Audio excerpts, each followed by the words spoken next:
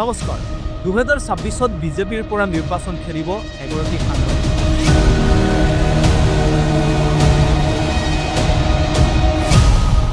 আপুনি এটা জানিব বিচাৰিছে সেই সাংবাদিকগৰাকী কোন সাংবাদিকে বিজেপিৰ পৰা 2026ত নিৰ্বাচন খেলিব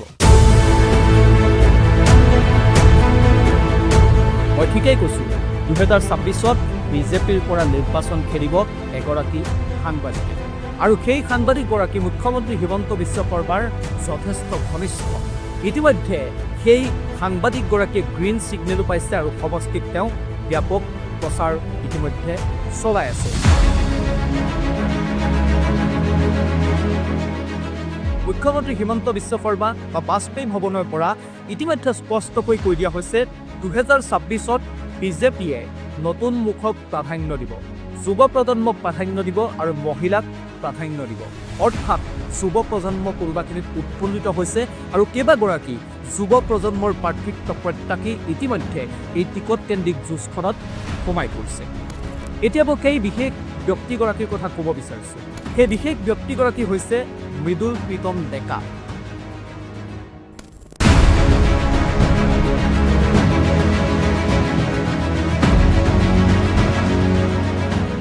মই এই কাৰণে মৃদুল প্ৰীতম ডেকাক সাংবাদিক বুলি কৈছিলোঁ আজিৰ পৰা প্ৰায়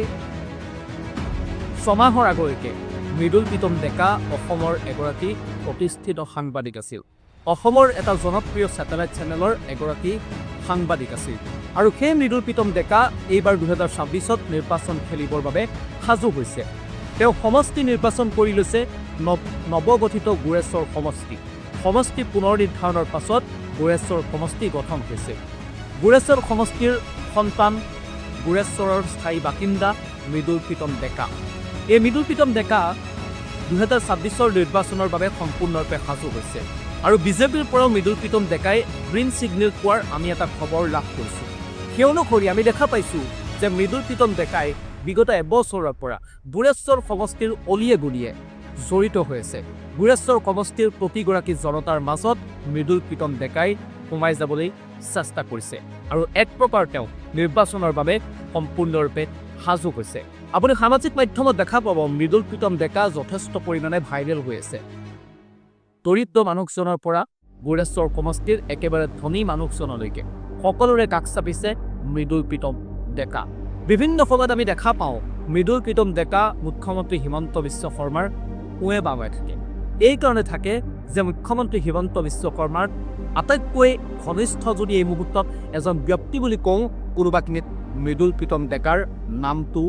আহিব আৰু সেই কাৰণে মৃদুল প্ৰীতম ডেকাই এইবাৰ গুৰেশ্বৰ সমষ্টি 2026ত নিৰ্বাচনত প্ৰাৰ্থিত্ব আগবঢ়োৱাৰ পূৰ্ণ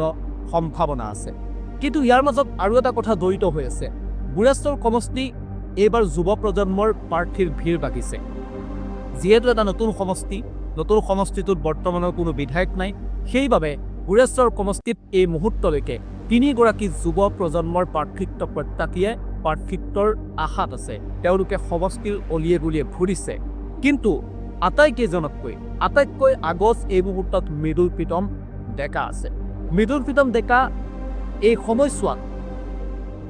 পুৱাৰ পৰা পুৱা 5 বজাৰ পৰা নিশা 12 বজা পৰ্যন্ত সমষ্টিবাসীৰ কাষত আছে সমষ্টিৰ কোনোবা লোক যদি চিকিৎসালয়ত ভৰ্তি হৈ আছে তেনেহ'লে চিকিৎসালয়তো মৃদুল প্ৰীতম ডেকাই খবৰ ল'বলৈ গৈছে কাৰোবাক যদি আৰ্থিকভাৱে সহায় কৰিব লাগে সেই সহায়ো মৃদুল প্ৰীতম ডেকাৰ দৰে নেতাগৰাকীয়ে কৰিছে গতিকে এই দিশৰ পৰা চাবলৈ গ'লে গুৰেশ্বৰ সমষ্টিত পৰৱৰ্তী বিধায়ক হোৱাৰ দিশে আগবাঢ়িছে মৃদুল প্ৰীতম ডেকা মই আকৌ কৈছোঁ মৃদুল প্ৰীতম ডেকা এগৰাকী সাংবাদিক আছিল আজিৰ পৰা কিছুদিন পূৰ্বলৈকে আৰু এতিয়াৰ বিজেপি নেতা আৰু গুৰেশ্বৰ সমষ্টিৰ প্ৰাৰ্থিত্ব